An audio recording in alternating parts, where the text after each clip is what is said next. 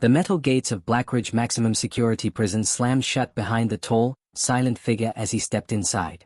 The echo rolled through the concrete corridors like thunder. Guards barely gave him a second glance. He looked like just another inmate arriving for intake. Loose gray uniform, hands tucked calmly in front, head slightly lowered. But beneath that quiet exterior was Steven Seagal. He wasn't there as a prisoner. Not truly. He was undercover, sent to investigate a string of violent gang attacks happening inside the walls.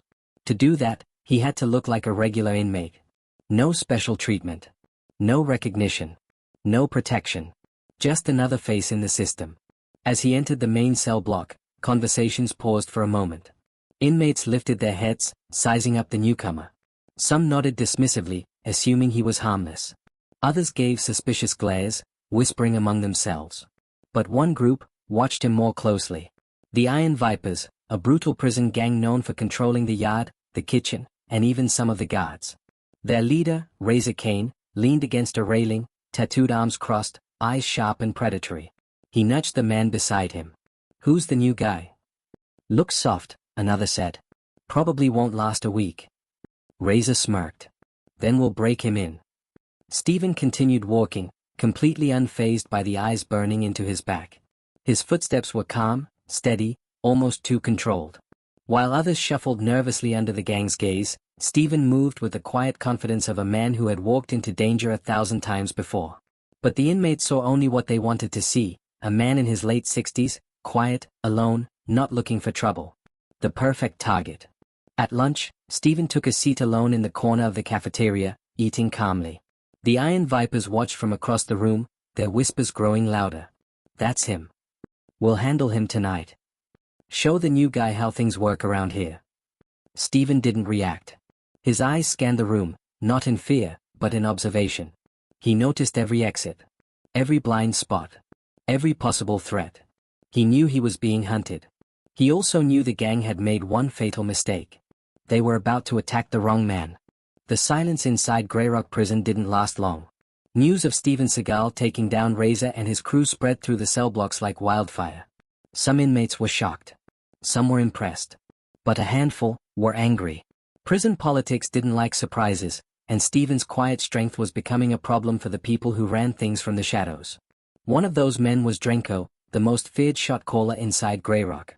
He had controlled the gangs for years, and no one dared move without his approval. But now Razor, his top enforcer, was lying on a steel bed in the infirmary, humiliated. And all because of the old man in blue, as the inmates whispered. Drenko didn't tolerate humiliation. That night, while the prison settled into a cold, uneasy quiet, Steven sat on his bunk, legs crossed, eyes closed in meditation. He didn't fear danger, but he could feel it moving toward him like a storm. His instincts, honed through decades of training, sensed the shift in energy around the prison. He opened his eyes. Something was coming. The next morning started normally. Breakfast, line-up, movement to the yard. But something felt off. Guards who usually patrolled the yard were suddenly missing. A few faces Steven had seen before were now watching him with unusual intensity. And Drenko himself, a towering figure with tattoos crawling all the way up his neck, was standing in the far corner with a smile that didn't reach his eyes. Steven stayed calm. He knew exactly what this meant. They weren't done with him.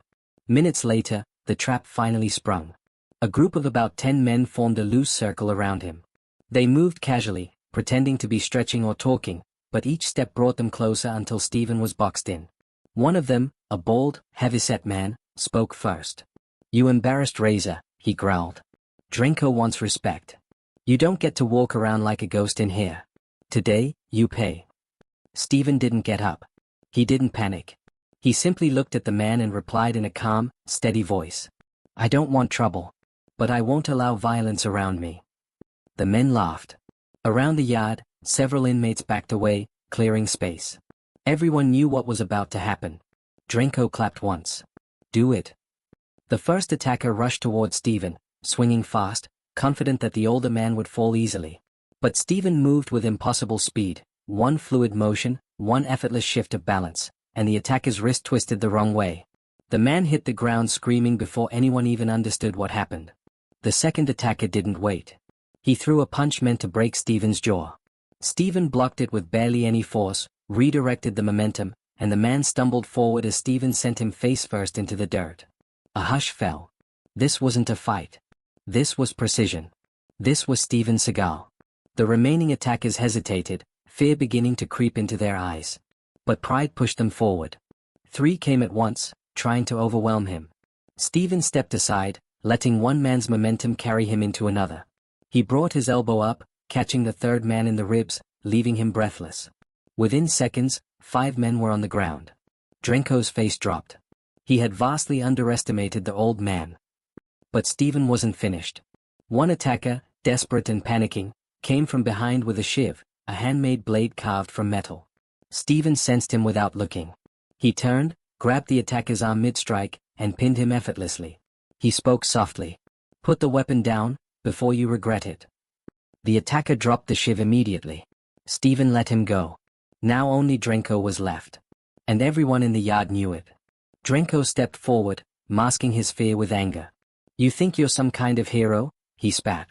Stephen looked at him, not with arrogance, but with steady clarity. "I'm not here to fight. But I will defend myself. Walk away. This doesn't have to happen."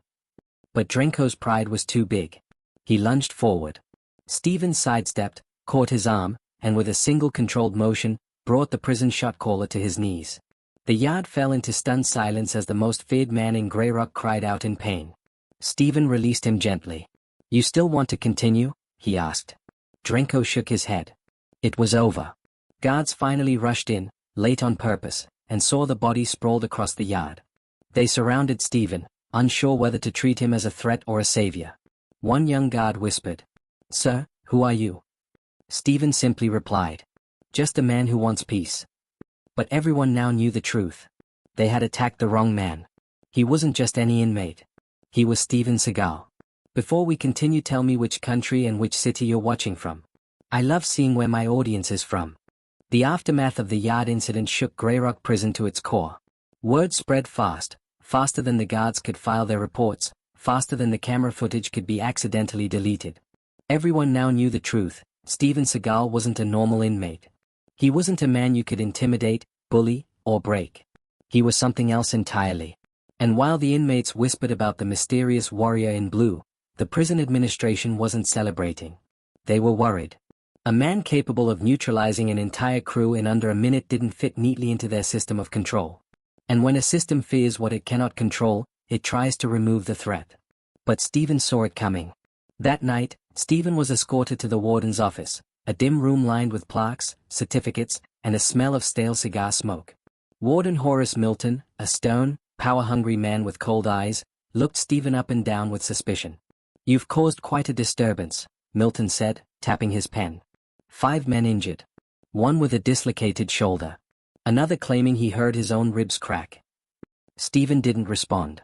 Milton leaned forward. "Who are you really? No regular man does what you did."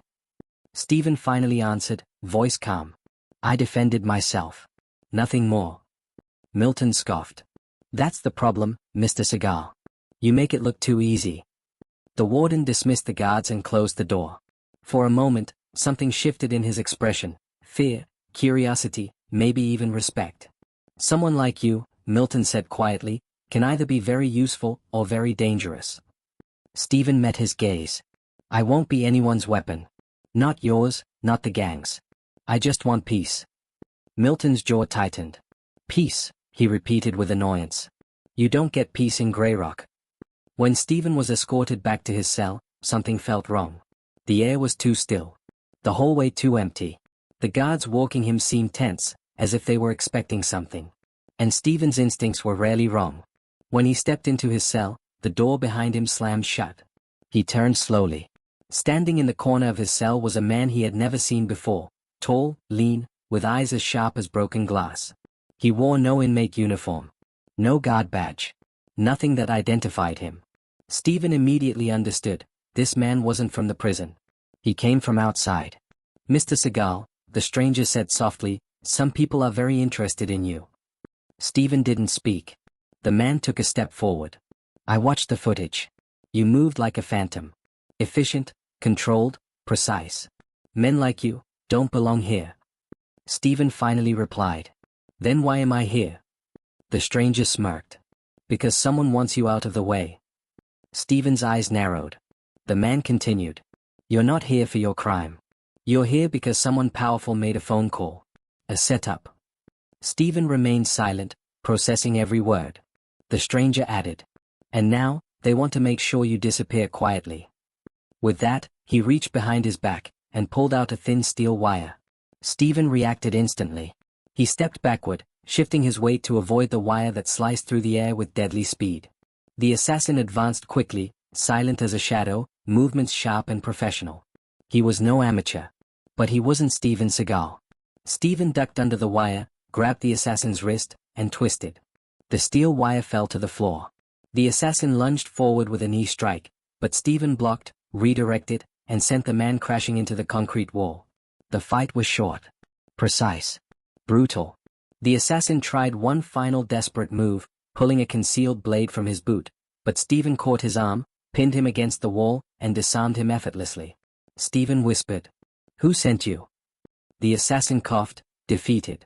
You already know. And then he passed out. Moments later, alarms blared throughout Grey Rock Prison. Guards stormed the hallway, shouting orders. Stephen stepped out of his cell, his hands open, showing he had no weapon. But the guards didn't care about the truth. To them, all they saw was Stephen standing over an unconscious intruder. On the ground now, one guard yelled. Stephen calmly complied, though he could have fought every guard in the hallway. His strength wasn't in violence, it was in self-control. Warden Milton was summoned immediately. When he saw the unconscious assassin, his face drained of color. He pulled Stephen aside. Who is he? Why was he in your cell? Milton demanded. Stephen answered simply. That's what you need to figure out. The warden stared at him for a long time. Something was very wrong in Grey Rock. Someone wanted Stephen dead.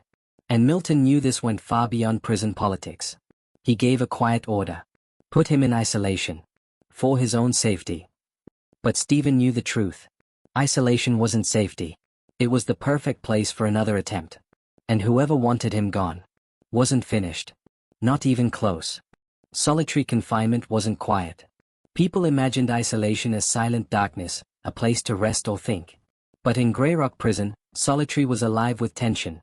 Metal creaks, distant screams, clanging pipes, and the low hum of broken ventilation. It was a place designed to break men mentally long before it broke them physically. Steven Seagal sat cross-legged on the cold concrete floor of his isolation cell, breathing slowly. He didn't fight the silence. He absorbed it. He let his mind settle into stillness. In that stillness, every sound sharpened, every detail became clearer. Who sent the assassin? Who wanted him removed from Grey Rock? He replayed the stranger's final words in his mind. You already know. That meant it wasn't random. This was someone from his past. Someone with power. Someone with reach. But Stephen also knew this. If they had sent one assassin, they would send another. Hours later, the slit in the metal door opened with a scrape. A guard slid in a tray of food, bread, rice, and something unidentifiable. Then the guard whispered, barely audible. Seagal, you don't belong here. Stephen didn't move. He waited. The guard continued, eyes shifting nervously left and right. They told us to put you in isolation. Said you'd be safer. They lied. Stephen finally looked up. How? The guard swallowed hard. Because they've paid people on the inside. Some inmates. Some guards. They want you gone. Stephen's eyes narrowed. Who paid them? The guard shook his head quickly. I don't know. We don't see names, only orders. But trust me, they're planning something tonight. Something big. Stephen stood slowly, every movement controlled. Don't open the door for anyone, the guard warned. If someone comes pretending to check on you, don't trust it. Then the guard slid the door shut and hurried away. Stephen exhaled deeply. So it was true. Isolation wasn't protection. It was a trap. Hours passed. The dim light flickered overhead. The air grew colder. Stephen closed his eyes, listening to the prison's heartbeat, the distant footsteps, metal groaning, keys rattling. Then he heard it. Footsteps. 3 sets. Slow. Heavy. Not the nervous steps of regular guards. These were too sure. Too intentional. Stephen stood. A key scraped inside the lock. The door didn't open all the way, just enough for a shadow to slide inside. 3 men entered, dressed in guard uniforms but without name tags. Their faces were partly covered. Their grips tightened around black batons. One of them whispered, "Orders are orders." "Sorry, old man." Stephen didn't reply. Instead, he stepped back into the center of the cell, taking a low, balanced stance. The first guard lunged. Stephen deflected the strike with a sharp parry, sending the guard stumbling sideways. The second guard swung his baton downward. Stephen caught the man's wrist, twisted, and flipped him onto the floor with a clean joint lock that echoed in the small space. The third guard charged from behind. Stephen turned just enough, his elbow connecting perfectly with the attacker's ribs. The man gasped and dropped his baton. The fight lasted less than 10 seconds. The men lay groaning on the floor, their fake uniforms rumpled, masks torn. Stephen grabbed the first guard by the collar. "Who sent you?" The man shook his head. "No names, we just deliver the message." "Which is?" The guard coughed, terrified. "You weren't supposed to walk out of here. Nobody was supposed to know." Stephen released him and stepped back. "Then tell them," Stephen said softly, "they failed." Minutes later, emergency alarms blared. Real guards rushed into the hallway, shocked to find 3 unconscious imposters inside the isolation wing. Warden Milton arrived in a fury. "What happened?" he shouted, grabbing one of the injured attackers by the mask. When he saw the face underneath, a non-prison staffer, his expression darkened. "This is impossible, how did they get inside?" Stephen stood silently. Milton pointed at him. "This is getting out of hand. You're a magnet for violence." Stephen answered calmly. "No. I'm a magnet for truth. And truth scares people." Milton froze, unsure how to respond. Stephen stepped forward. "If someone could send 3 men into isolation without authorization, then your entire system is compromised." Milton's jaw clenched. "Are you accusing me of something?" "I'm saying," Stephen replied evenly, "if you don't get control of your prison, someone else already has." Milton stared at him, anger fighting with fear. "Then, lock this entire wing down," he ordered. "And take Seagal back to general population." Stephen raised an eyebrow. "Back? After 2 assassination attempts?" Milton whispered coldly. "They'll never expect you to return there. It might be the safest place left."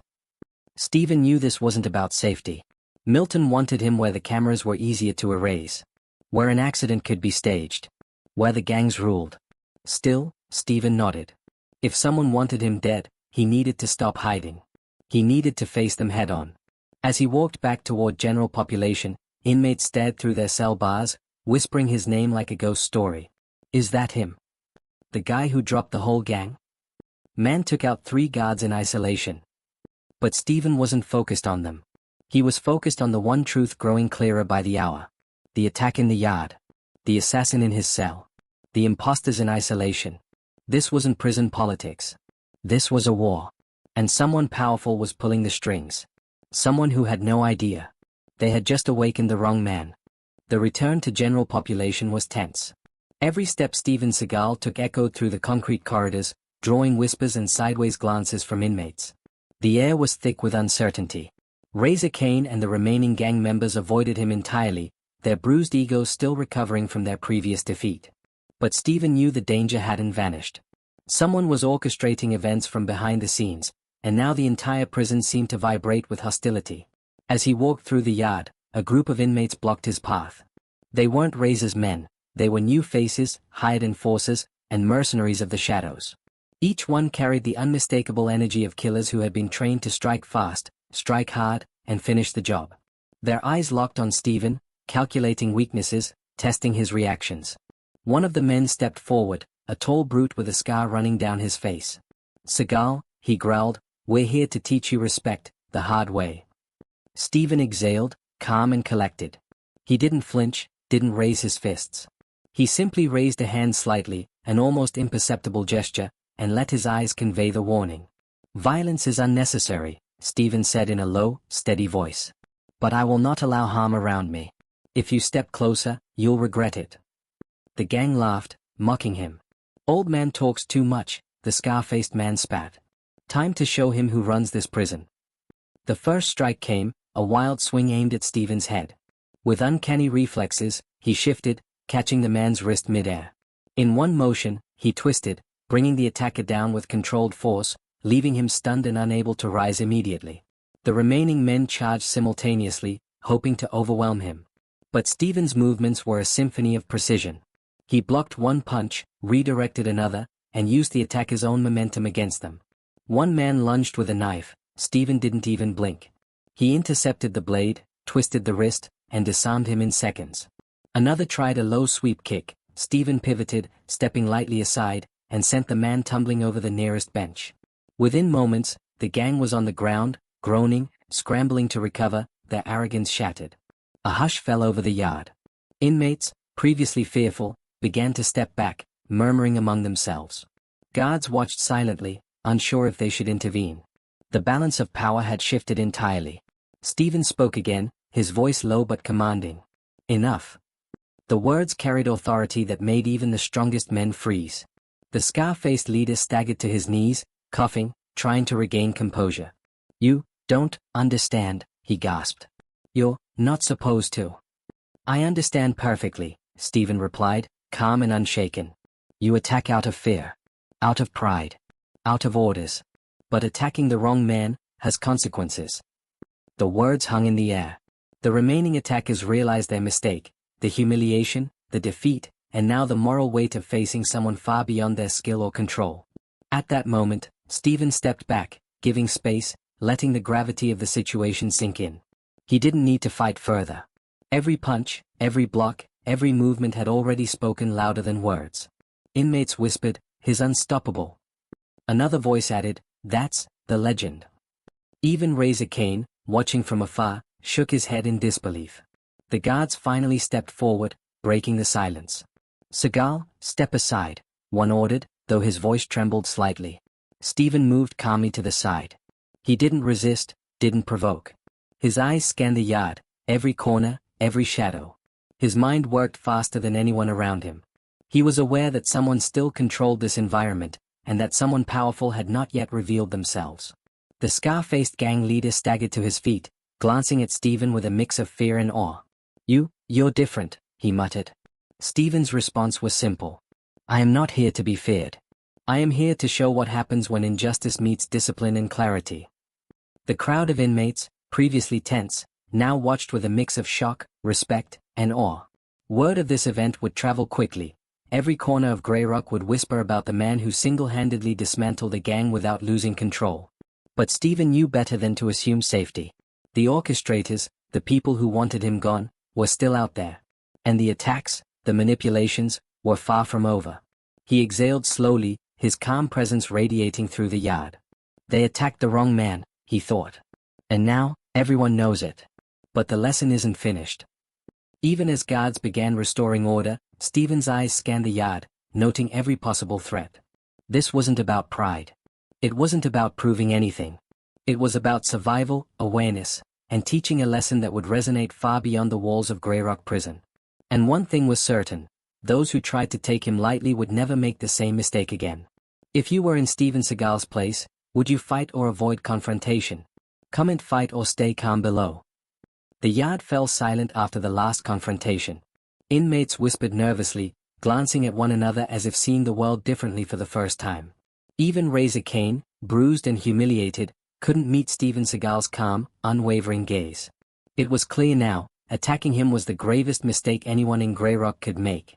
But while the immediate danger from the gang had passed, the larger threat remained. Someone powerful was orchestrating events from the shadows, someone who had already sent assassins and imposter guards into Steven's path. The question lingered, who was behind all of this, and what was their endgame? Just as Steven was about to leave the yard, the unmistakable sound of approaching boots echoed through the corridors. But these weren't the hesitant steps of regular guards or the careful movements of gang enforcers. These boots carried authority, confidence, and purpose. A figure appeared at the far end of the yard, a senior prison officer, uniform pristine, badges gleaming under the harsh overhead lights. Behind him were 3 more guards, eyes wide with recognition. Steven's instincts immediately keyed into the change. He knew this arrival meant the stakes were about to shift dramatically. The senior officer approached Steven, stopping a few feet away. He looked him up and down, then paused, eyes widening as realization dawned. You're Steven Seagal," he exclaimed, voice cracking slightly with astonishment. The inmates froze mid-whisper. Some held their hands over their mouths, others leaned forward, straining to hear. Murmurs rippled through the yard. That's him, the legend. No way, he's Steven Seagal. The man who takes down everyone. Even Razor Kane staggered backward, mouth slightly open in disbelief. The senior officer continued, speaking directly to the gang now watching helplessly. You all attacked the wrong man. He is not just an inmate. He is a martial arts master, a legend, and someone who does not take kindly to threats. Razor Kane's face turned red with embarrassment. His men, once so confident, now glanced nervously at each other. They realized the magnitude of their mistake, the social and psychological impact of having challenged someone like Steven Seagal. Steven Seagal said nothing. He didn't gloat. He didn't boast. He simply stood tall, calm, and dignified, allowing the weight of the revelation to settle over everyone in the yard. The senior officer stepped closer to Steven, lowering his voice so only he could hear. Sir, we're sorry. We had no idea. Your presence here, it changes everything. The gang, they must face consequences. They won't forget this. Steven nodded slightly, acknowledging the officer's words, but his focus remained outward. He glanced at the crowd, at the inmates, the guards, the gang members, and spoke with quiet authority. This is not about fear or revenge. This is about respect. Every person deserves it, regardless of who they are.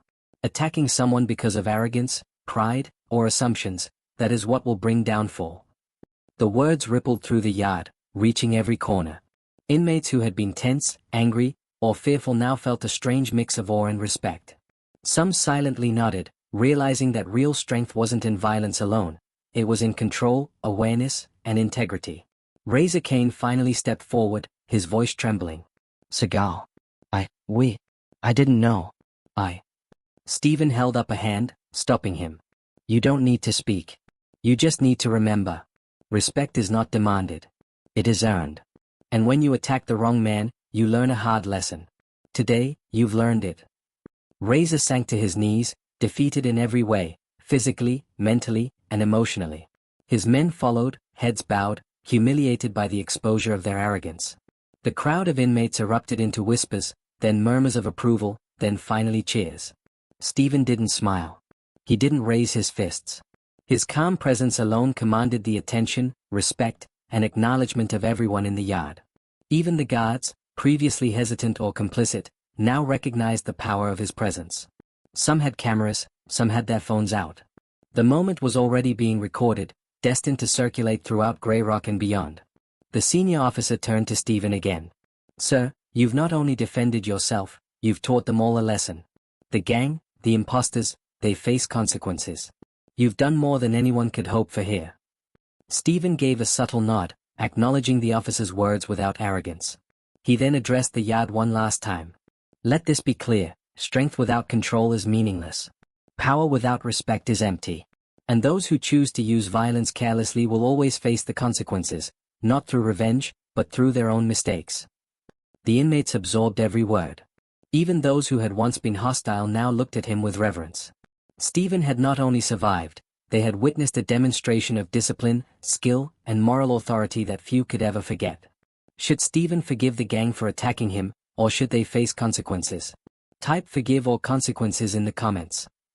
The sun was beginning to set over Grey Rock Prison, casting long shadows across the concrete walls. The yard, once a battleground, now held a heavy silence, a quiet that only comes after a storm. Inmates stared at Steven Seagal with a mixture of awe, fear, and newfound respect.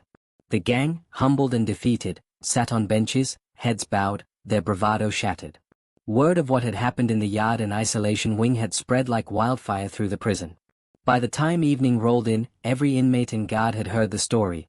The old man who could take down an entire gang with calm precision was not only alive, but he had taught them a lesson they would never forget. Even Warden Milton had to admit, reluctantly, that Steven had changed the dynamic inside Grey Rock. The gangs no longer ruled the yard. The power had shifted, and respect was now earned differently, through discipline, awareness, and moral authority. Outside the prison, however, the story was just beginning to go viral. A guard had secretly filmed part of the yard confrontation and sent it to a media outlet. Within hours, clips of Steven effortlessly neutralizing multiple attackers, his calm and commanding presence, and his words about respect and control had been shared across social media platforms. Millions of views, likes, and shares followed. Comments poured in from every corner of the world. Unbelievable. Steven Seagal is a legend. That's how you handle bullies. Respect isn't demanded, it's earned. Fans from the United States, the Philippines, Europe, and beyond typed in their countries and cities, showing just how far the story had traveled. The viral clips sparked debates about strength, discipline, and integrity. People discussed how someone could command authority without arrogance, how calmness could dominate aggression, and how one man's courage could inspire millions. Back inside Grey Rock, the gang members were still reeling. Razor Kane, humbled and embarrassed, approached Steven cautiously. I didn't know who you were, he admitted quietly, voice trembling. We attacked the wrong man. Steven raised a hand to stop him. You don't need to justify it, he said. Learn from this. Respect isn't something you can steal, demand, or force. It comes from your actions. From integrity. From how you treat others. The other gang members looked on, silent. Their bravado had dissolved into reflection. For the first time, they realized that strength wasn't just about muscle, weapons, or fear, it was about control, awareness, and character. Even the guards, who had been complicit or passive, understood that Steven's presence had shifted the balance. Some nodded silently. Others whispered among themselves, acknowledging that the man they had underestimated was extraordinary. As night fell, Steven walked through the corridors, surveying the prison. He did not celebrate. He did not gloat. His calm demeanor remained. The lesson had been taught. The gang humbled. The assassins foiled. And yet, the underlying threat, the people who had orchestrated the attacks, still lingered somewhere beyond the walls. He paused in the center of the yard, looking at the prisoners who had witnessed his skill firsthand. His voice, quiet but firm, carried across the concrete walls. Strength without control is chaos. Power without respect is meaningless. Those who act with arrogance and violence will always face consequences, not because of revenge, but because of their own choices. The inmates listened in silence. Some nodded. Some whispered the words to one another. Even the guards stopped to pay attention. The message had reached everyone. In the days that followed, Grey Rock Prison was transformed. The gangs no longer intimidated the population. Inmates started resolving conflicts without violence. Guards treated prisoners with more awareness. And everywhere, Steven Seagal's presence was a reminder that dignity and discipline could outweigh brute force.